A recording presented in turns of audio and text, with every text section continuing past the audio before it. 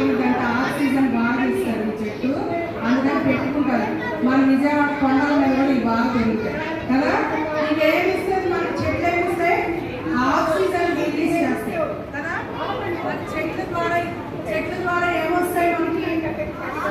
పండ్లు వస్తాయి, పువ్వులు వస్తాయి. ఈ సీజన్ లో మ్యాంగోస్ వస్తాయి కదా. మ్యాంగోస్ ఇష్టమైన మీకు బాగా? అవి ఎక్కడి నుంచి వస్తాయి? ట్రీస్ నుంచి వస్తాయి కదా. మరి డైలీ మనం తినే ఫుడ్లో కూడా మనకి గుడి యూజ్ చేస్తాం. ఏంటిది? క్యాప్సికమ్ కదా. క్యాప్సికమ్ తింటారు ఎవరన్నా? చాలా మంది ఇష్టపడారు కదా.